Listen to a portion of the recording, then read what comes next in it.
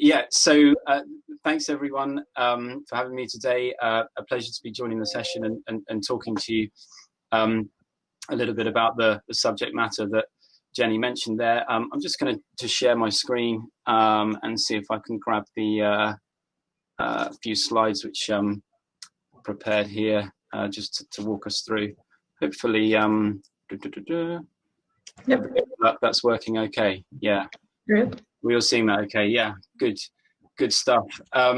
So I thought it would be worth kicking off with just a little bit about myself and my background.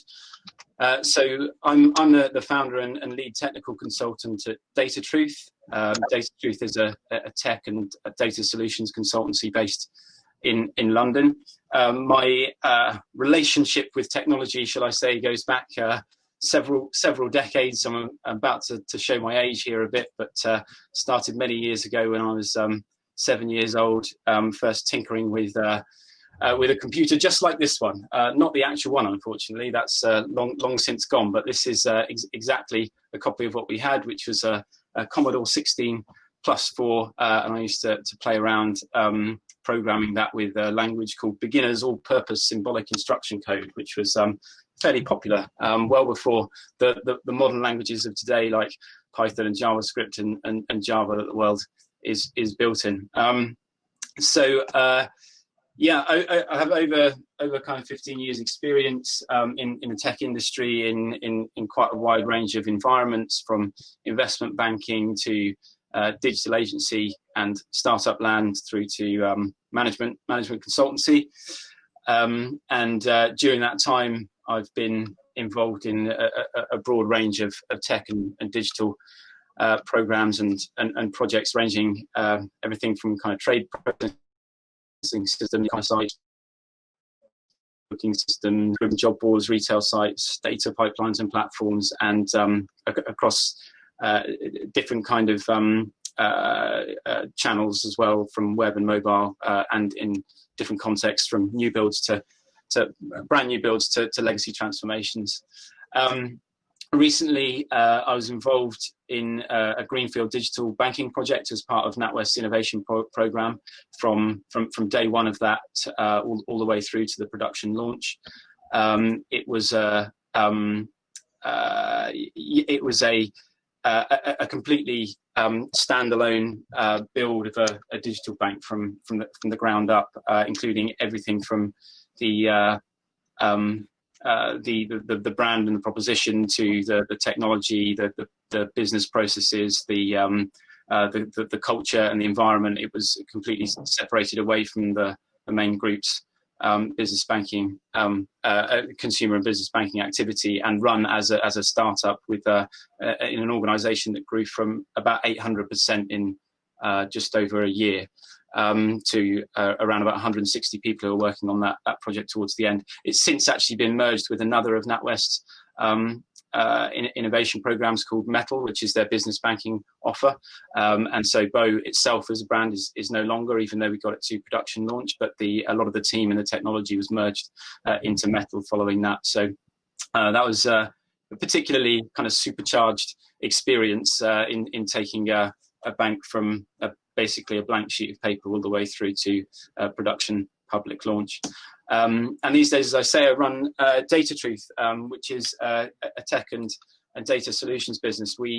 I like to think of Data Truth as the product of three things, really, two of which are my greatest passions in life, being technology and data, and the third is something I used to get in trouble for quite a lot when I was younger, which was continually asking why about anything and everything. So curiosity is at the heart of what we do, and understanding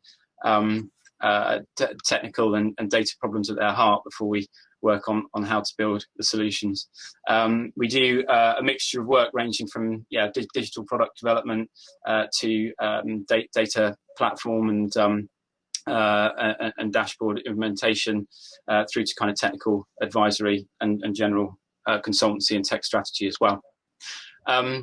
On a bit more to the subject matter of our talk today, Jenny and I got talking a couple of months ago because we were working on a very early version of a tool that we've been putting together, which is a digital product launch readiness assessment tool. That sparked a conversation between Jenny and myself. We were looking for some testers to be able to help out with that tool and get some very early initial feedback, and Jenny was very kind enough to help with that process.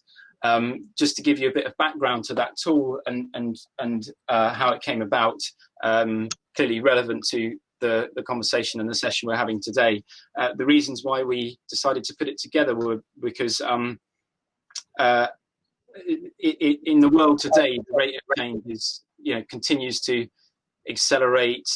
Innovation is just kind of everywhere we look, with the new products and ideas being launched. It feels like we're in a real renaissance period of great innovation and digital transformation and development everywhere we see, really.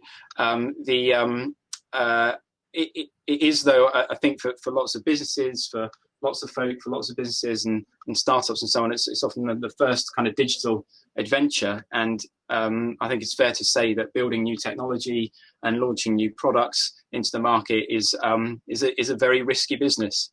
There's all sorts of things that can go wrong. Most products don't either don't make it to market or don't become a success for one reason or another. And it's all taking place in what is an increasingly complicated landscape, from both a kind of product and market perspective, but also a technical perspective too. And to add to that, the expectations of users in the marketplace continues to rise as well, because the technology that's all around us is ever more sophisticated. So the expectations even of early products in their first iteration can be quite high in terms of the feature set, the reliability, performance and resilience and so on, and the processes surrounding them. So we wanted to put something together that would help people to understand where they were at in that journey if they didn't necessarily have a lot of experience in walking that road, and also to act as a kind of a prompt sheet and a reminder for areas that should be considered when developing digital products, and to provide some signposting and advice in various areas. And that was why we landed upon this idea of creating some kind of resource or tool that could allow people to assess where they were at and be able to take action and guidance from there, really. So the inputs to that tool are that it requires an investment of your time of about 40 minutes in order to answer around about 30 questions, which cover many aspects of launching a new product. So those include the areas which we cover include kind of the product purpose and vision. So what's the business case for it? What's the value it brings to the customer, and so on and so forth. Team and expertise, including what skills and resources you have available and or access to, and awareness in general of concepts and practices in developing products. There are questions around kind of technology choices and considerations, and where you are in the journey of developing the technology and making decisions there. Some further aspects covering compliance and governance and kind of all the regulatory aspects of the work that's undertaken if necessary in the context that the products be operating in. Security and data management being covered, and then business processes and the kind of operations that go around supporting a new launch, as well as then funding, touching upon funding and resources. So the output from once we've walked through the tool that we've put together is that we come back to you with a kind of overall readiness to launch score, with on a kind of percentage basis, and then a traffic like kind of red, amber, green breakdown across 4 different areas, including the product vision and service delivery, experience and expertise, tech capability, and risk and compliance. And we also try to provide some contextual info and signposting and resources in the areas for you to consider as well. With regards to that assessment tool, where we are with it right now, it's very much a prototype. We're on the third version, the third iteration of that prototype now. So the model behind the scoring has moved on quite a bit, and the questions we ask and how we ask them has also developed quite a lot since the first version as well. Into the future, we may look to turn it into a kind of self-service tool if we build it out, or we may retain it as an assisted tool, which it currently is. That wasn't our original thinking, but it's turned out that those that we've had through the tool so far have really valued the kind of conversation that goes around some of the points we're talking through, and being able to explore those kind of live, as it were, as we're walking through, rather than purely a kind of input-output question-answers kind of thing.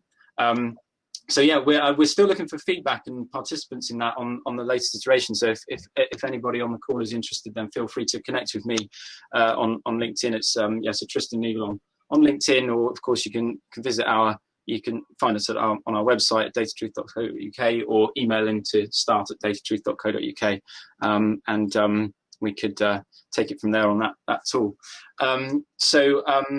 Yeah, that was kind of what I wanted to cover, just to give everybody on the call a bit of background to myself and that digital product launch tool that we've been working on, which we hope is helpful for the startup and the innovating business kind of environment. So yeah, back over to you. I think I've just about kept time, haven't I, Jenny? So back over to you, Kris. No, thank you so much. I guess there's a couple of questions from our side. You know, when startups and founders are using this tool, it's really putting a focus on their technology and on all those different sectors. Is there any one that you see, any one of those gaps that you see regularly kind of gets forgotten about? You know, maybe is it the security, or, you know, the tech choices, or any one that keeps popping out? Yeah, great. I mean, I think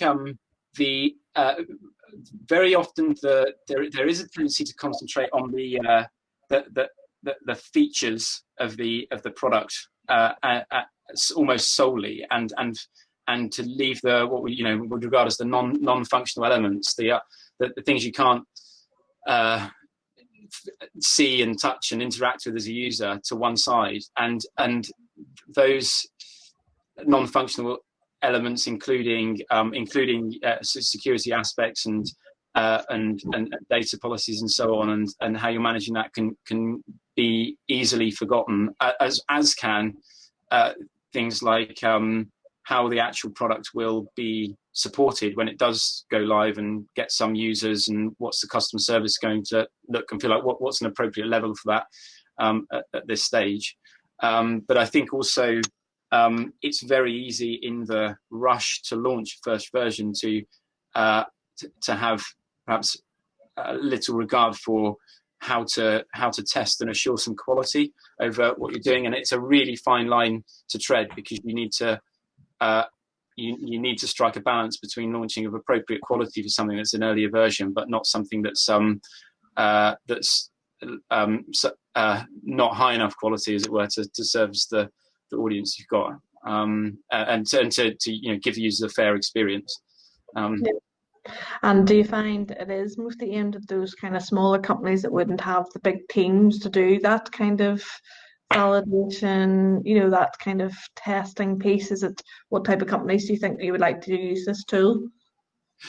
I think, well, actually, yeah. I mean, certainly startups in their earlier phases, but I think that there are also some fairly well established businesses and so on that maybe, as in we do find that even businesses that have got a tech capability, and it may be that they don't quite have the exact mix of expertise that they need, or haven't particularly launched something in this way before, and so still find that that process of kind of auditing all of the areas that need to be considered useful. Yeah, Yeah, well, that's really, I think it's so valuable in terms of when something gets built to kind of just put a spotlight on it and see, does it sense check? Does the product look good? Does the tech choice right? Is the team right? Is it governed correctly? And then how does that fit into the bigger business process of the support and the sales and everything? So I think it's a great tool. And even though I think you started building it in Google Docs or Google, it's kind of back to what I was talking about earlier, but the no code, get something up, get it using and iterate it, and eventually you might put it into a commercial product. That could be an option, but where do you see it going next? Yeah, possibly so. I mean, I think that we've been very happy with it, as you say, prototyping the low code and no code environment you mentioned, and things like Google Sheets and Google Forms, which is what we've been using to prototype this, is a perfectly valid way to test out, and that's allowed us to iterate far more quickly than if, for example, it's well within our capability to actually build a bespoke product and platform that could power all this, but our ability to then iterate on that quickly would be severely hampered. I think that we're likely to keep it in that form for at least this iteration and the next. As I say, it seems to be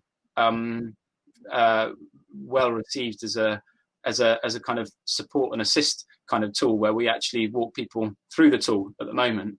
And I think that in order to make it a kind of a self-service and or commercially available product, it would need a fair bit of investment in the technology to do that, and whether that would make sense investment, I'm not too sure yet. But I think as a tool, as a standalone tool, and a supportive kind of prompt, it seems to be working quite well how it is. Yeah, no, that's great. It really gives some quick insights and headlines of how to use that for a product launch. And then kind of moving on to Kris. So Kris from Secure Broadcast as a CTO, and more managing the whole experience, the whole team of product launching. I'm going to touch a wee bit more on what works, what doesn't work, and some advice on launching. Like Kris said, he's been involved in several product launches, so there's lots to learn. So thanks so much, Kris, for joining us. No, cheers, Jenny. A bit of background to me. I've been CTO at Secure Broadcast now for over 3 years. And over the last 3 years, I've overseen the building out of 3 brand new teams within the technical division, and then subsequently 3 brand new product launches that then fit into your overall product offering. And then alongside that, there was also countless number of product updates, and also pushing major back-end architectural changes throughout all of these launches as well.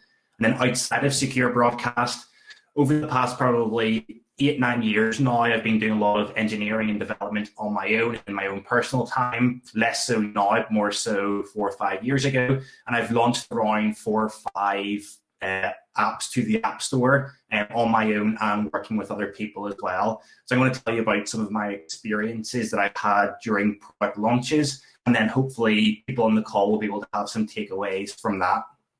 So firstly, and what I think is probably most important, is that communication is key.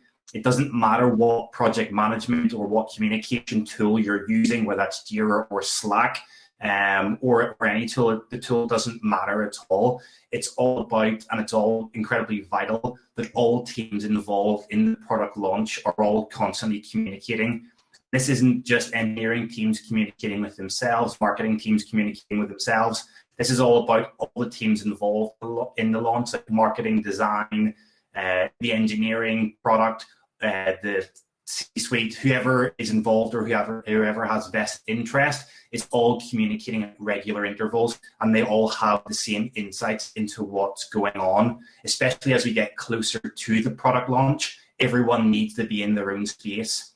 I've seen where teams have been siloed, such as engineering team finishes the build, then passes it off to the product and marketing team to then launch it. And then there's a huge disconnect from what was expected to what was actually built. And then you go into a slower iterative phase of working out what needs to be done for the launch, instead of having teams communicating and working together from the start.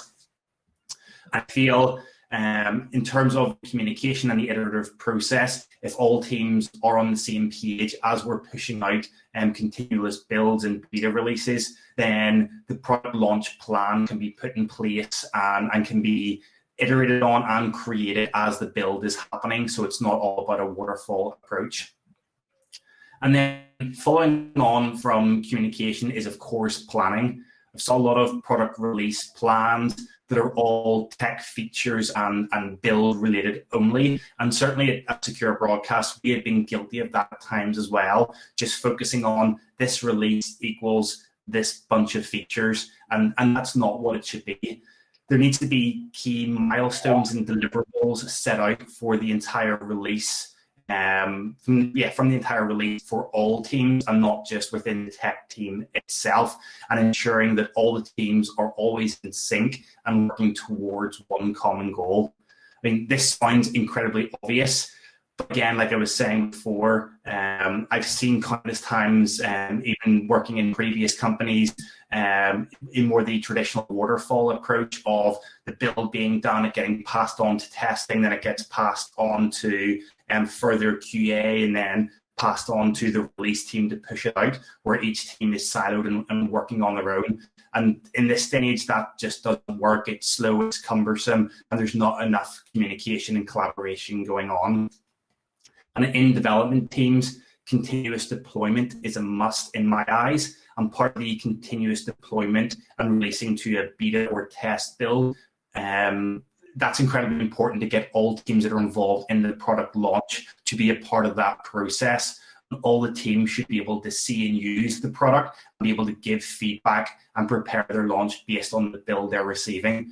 And this becomes even more important as we get closer to the launch. I've certainly seen many times as we're getting up to the launch, there's issues happening within the app. It's not solving the problem that was set out to solve. And the earlier that's caught from the correct product teams and marketing teams who are managing the product launch behind the tech side of things, the earlier that's caught, the better that is. Because of course, development time is hugely expensive to organizations, especially in startups who don't necessarily have the resources. So getting and continual plans of the people who are going to use it and can use it, and ensuring that it's solving the correct problems is vitally important to ensure that the product launch is on track for when it was supposed to go ahead, but then also that the product that's being launched is solving the correct problems.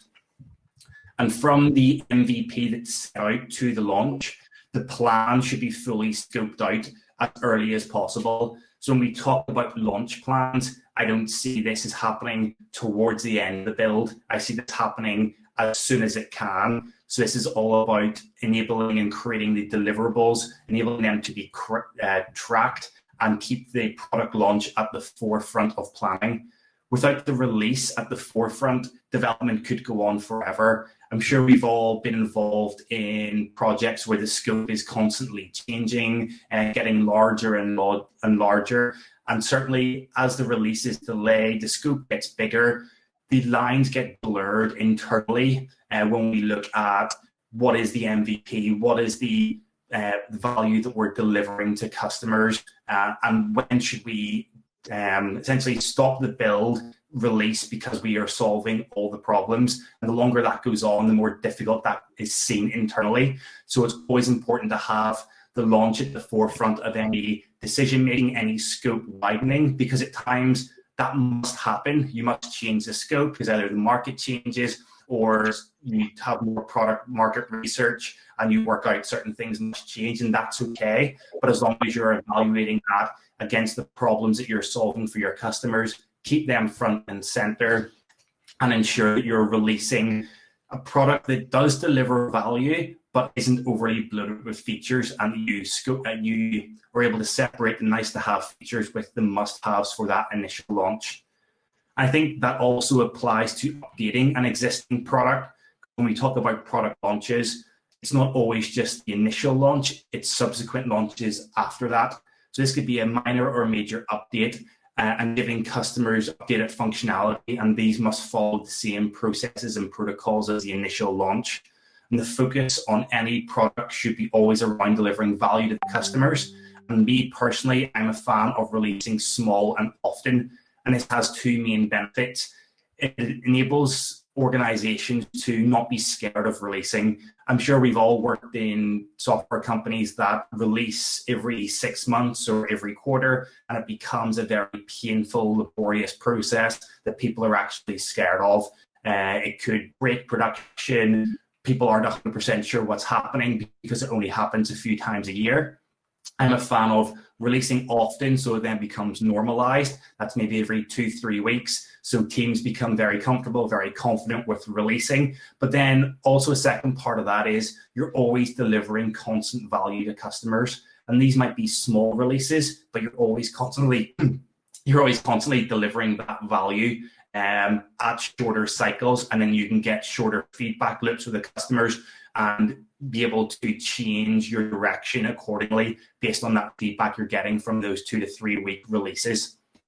And then, of course, if a 2 or 3 week release cycle is disrupted by a potential issue and your release is pushed out by just 1 week, you're only missing the release time by a week. But if you're doing 4-month releases, you could then end up missing that release by 1 or 2 months, which I know we certainly have been guilty of in the past. And that's why we changed our strategy into releasing small and releasing often.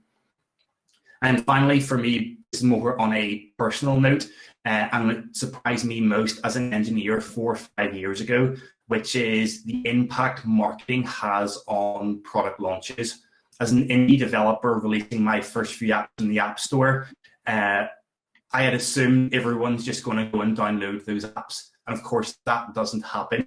As a naive engineer just out of uni thinking this is all about engineering, engineering's the most important department, it's absolutely not. Of course, it is critical, but all departments have equal weight. Without a good, strong marketing strategy and budget, a product launch can very easily flop. And there's nothing more frustrating as an engineer, and I've seen this myself, my own apps, is releasing them, and then 5 weeks later, you've got 7 downloads, wondering what went wrong when you've put no effort into the marketing side of things. So I think if your organization is very technical and overly technical, you do need to look at the marketing and product focus side of things to ensure a successful launch, to ensure your product gets the traction that it needs, and to ensure that it performs the levels and to get to the heights and vision that you see it as. And this is certainly important in all product launches, but I see marketing is ever more important in more B2C launches because you need to get the customers to know your app, have brand awareness, and be able to get it in their hands and try and get the scale of volume on that.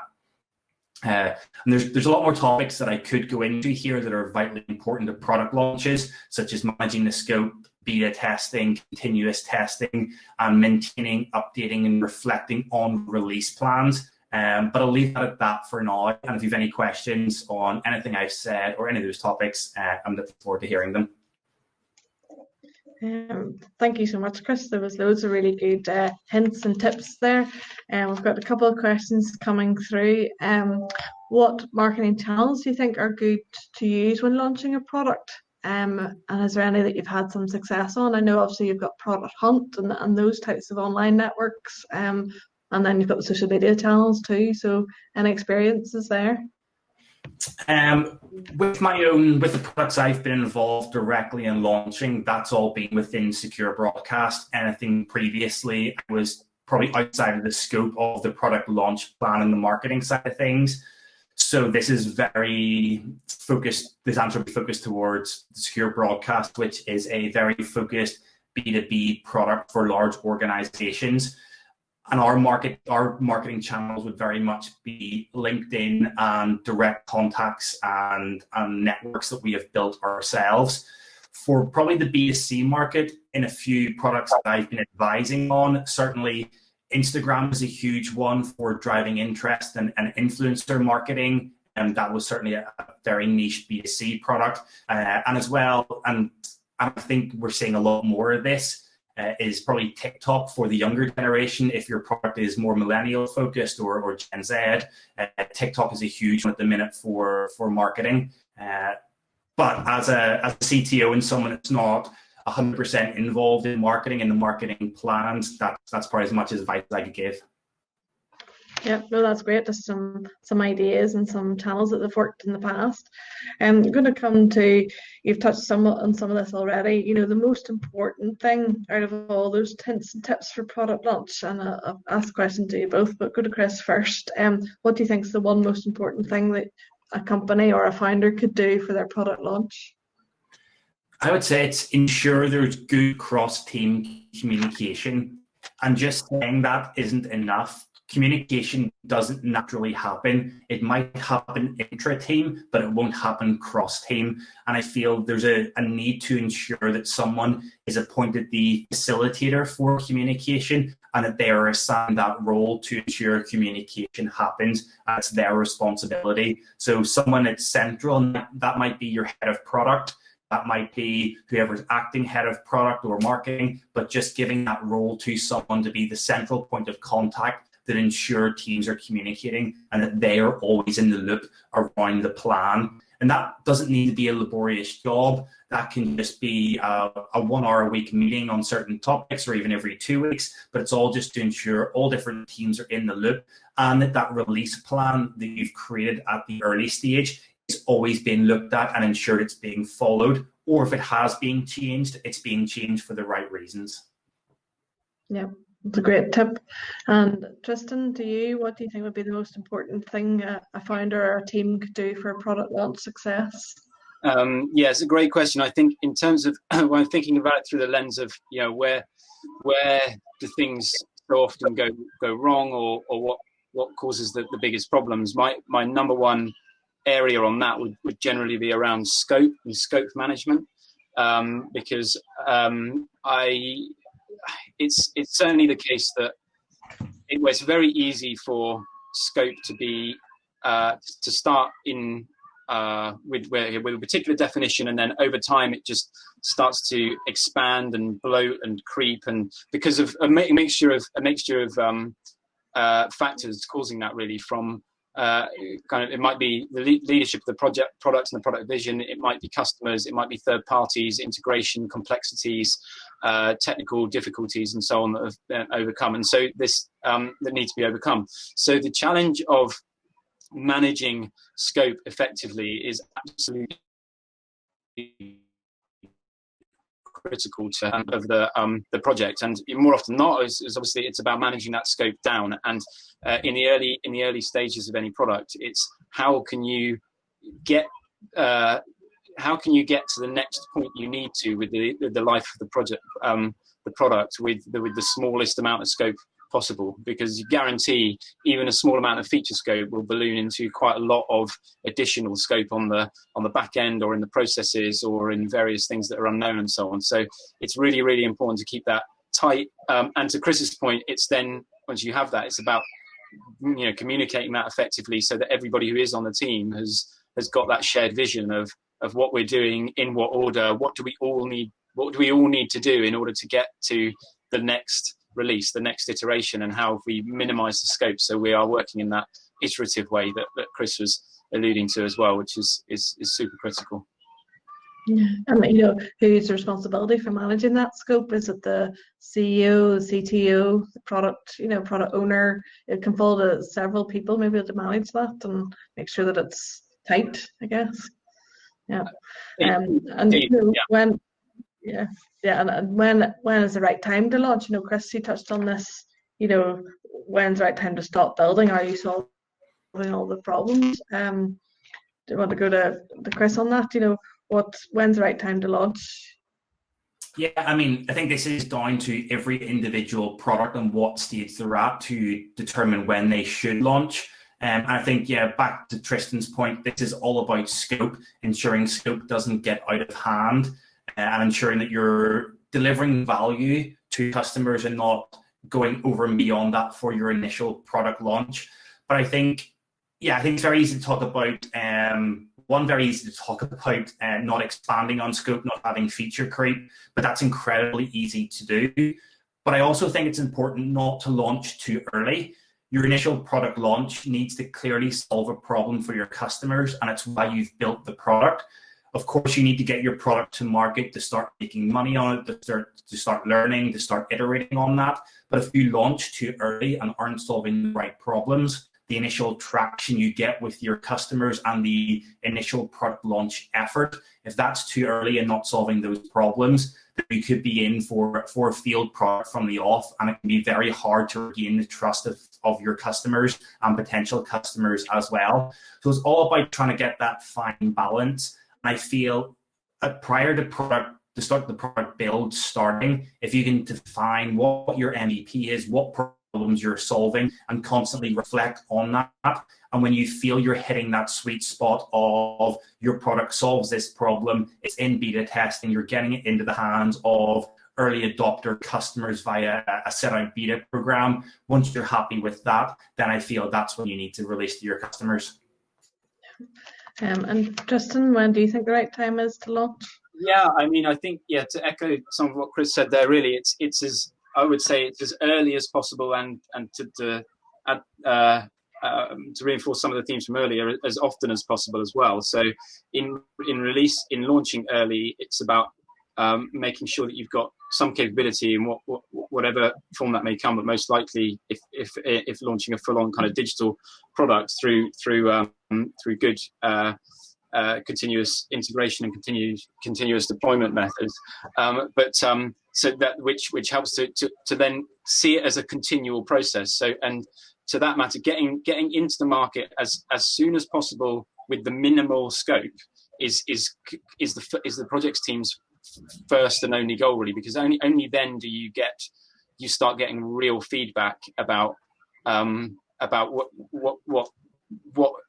what you're launching is valuable to the customers and how they're going to react to that and so on. So the longer you delay that, the longer you're delaying the knowledge gathering about what's working and what's not. I mean, it's an interesting one from our point of view. We put on the assessment tool, which I mentioned earlier in the presentation. We put a 90-day kind of target on that, and there was no particular like reason or science behind that. It's just that, and in some contexts, it's fair to say that actually that's a relatively long time frame, and you perhaps should be able to get something out sooner than that. In other contexts, perhaps heavily regulated environments and so on, it would be extremely ambitious and aggressive. But it feels like somewhere around the right kind of balance between getting something into the market quickly, but having the appropriate quality that's needed, so that it is actually a fair test. Because I feel if you go much sooner than that, you're just in the realm of you haven't cooked the cake properly enough for it to be there, as it were, and you've just tried to get it through too quickly. It can be done faster, as I say, but often it comes down to as well, what are the factors that affect that speed. But I think one of the greatest factors is around the ability to communicate, which is actually predicated on the team structure and size as well.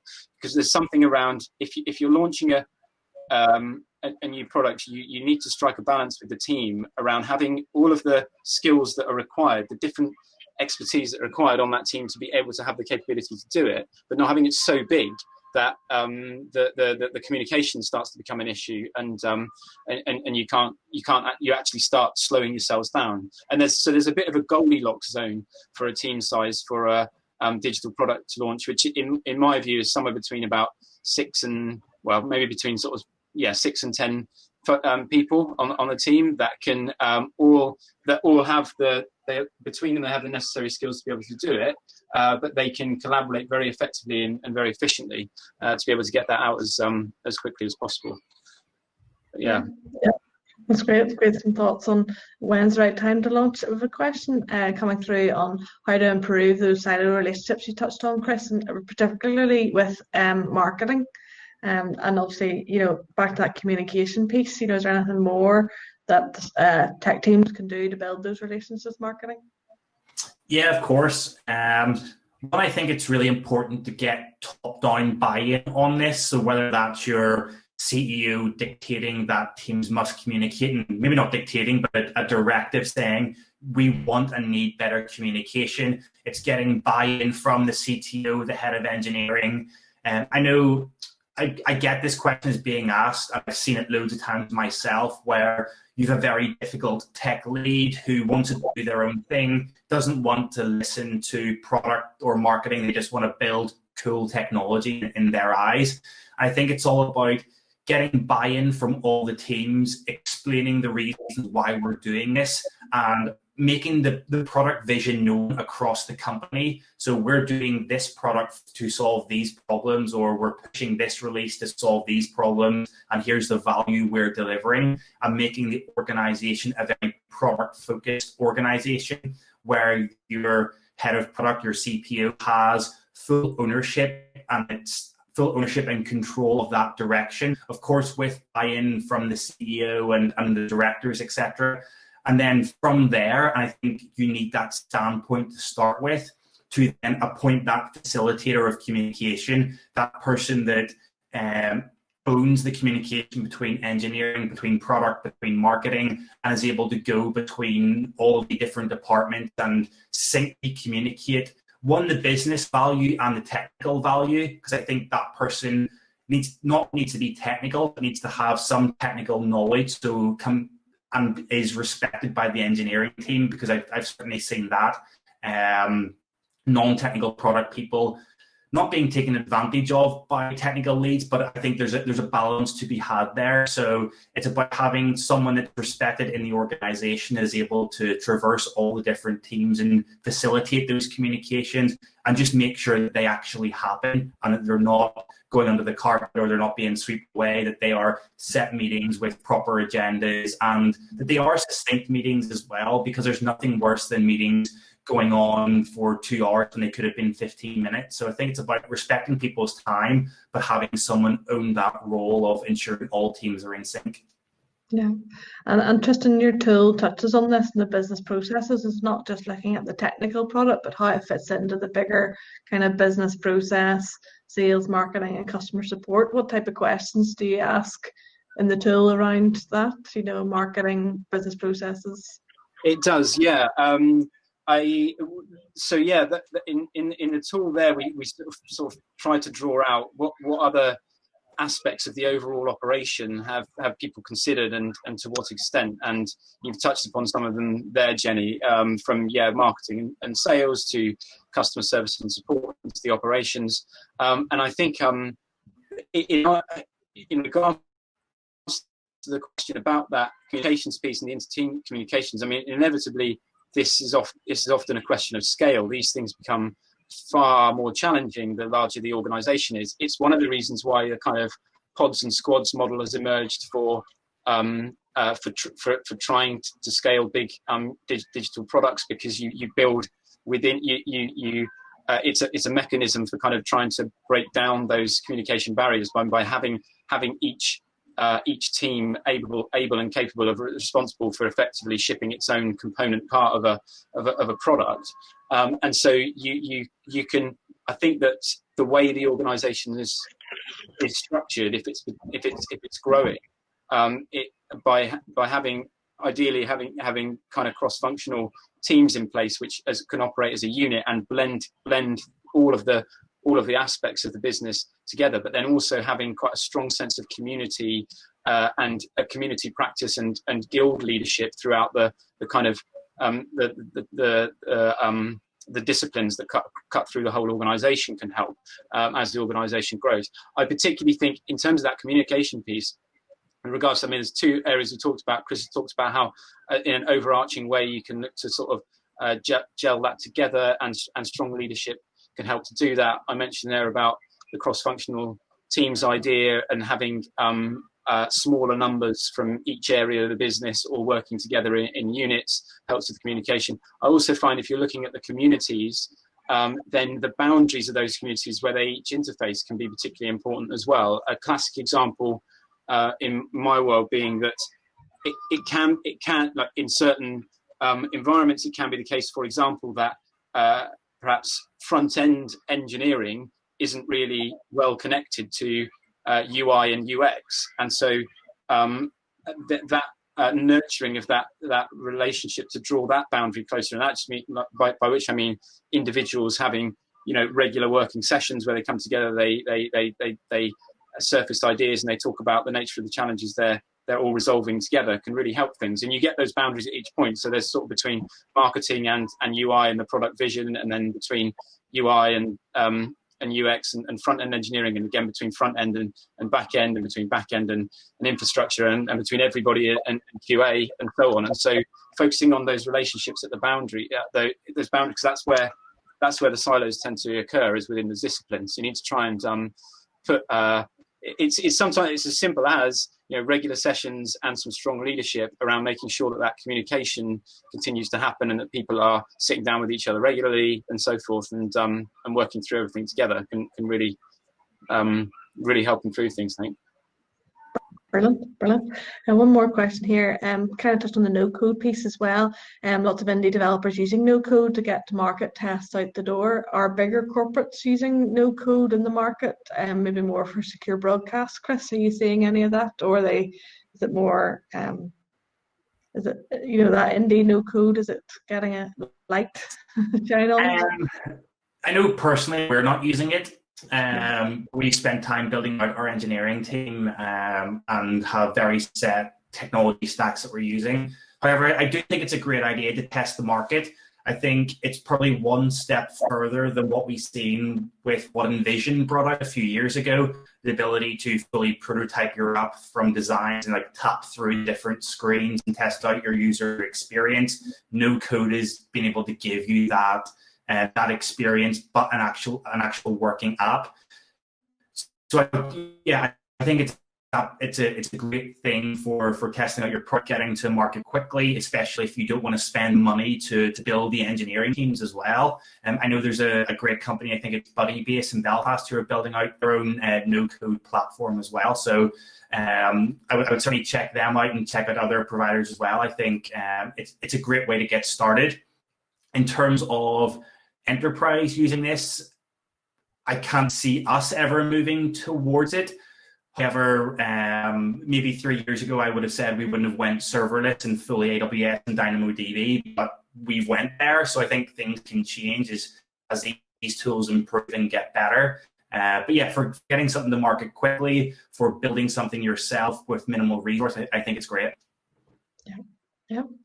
I think that's really kind of shine light on product launching and some really good hints and tips and tools that hopefully the watchers here can use and take away some tips. If you guys are available on LinkedIn through your individual profiles, people have any questions, can they come and touch base with you after? Do you want to through your LinkedIn profiles in the bottom here? If they have any questions or want to follow up, maybe that's the best way to keep in touch. And I know if anybody's thinking of launching a product or is in the process of any questions, I think the whole part of this conference is there's now people that you can go and ask questions to, and they're all, a virtual coffee for 10, 15 minutes. The experts are there, just go and ask for help, and that can hopefully, take your business to the next level. So, just trying to get the I've got Tristan, I've got your email details in there, Kris, and your email. I'll drop it in here. Perfect. And yeah, any other questions coming through? Don't think so today, but no, thank you so much for your time, guys. I really do appreciate it. And I hope that it'll be great doing some more of the sessions this afternoon and tomorrow. There's lots going on. So any final thoughts before we finish up? Do you want to go, Kris? Did you have anything to add? I was just going to say, yeah, if anyone wants to reach out, I'm more than happy to take any questions, jump on a Zoom call with anyone to chat through anything that we've talked about, or anything in general. If any advice, I'm more than happy to give that out. And of course, feel free to reach out to me on LinkedIn. I'm sure there's not too many Kris Joneses with Kris spelled with a K out there, so you should be able to find me easy enough. But thank you very much, Jenny, for having me. It was a pleasure to speak. Thanks, guys. Tristan? Yeah, likewise. I mean, I think closing thoughts from me would just be to say, launching anything new, it takes an enormous amount of energy typically to do it. It almost literally is like getting a rocket off the ground, where huge amounts of energy have to go in and it doesn't look like it's moving for ages. And then eventually it starts to pick up some speed. So good luck to everybody who's giving that a go. Stick with it. There's always hundreds of problems you have to overcome like every day and every week. And my experience is you just have to keep on going and knock down one problem after the next. And but when you look back on it, you think, wow, we've actually come a really long way. But in the mix of it, it can sometimes feel like you're not getting anywhere very fast. So yeah, great to talk to you all today. Really appreciate joining the session. Thanks, Jenny, for inviting me on. As you say, you can find me on LinkedIn or at datatruth.co.uk. And feel free to reach out if you have any questions at all. Brilliant. Thanks very much, guys, and yeah, keep in touch and look forward to seeing more sessions soon. All right. Cheers. Sure. Cheers. Bye now. Bye.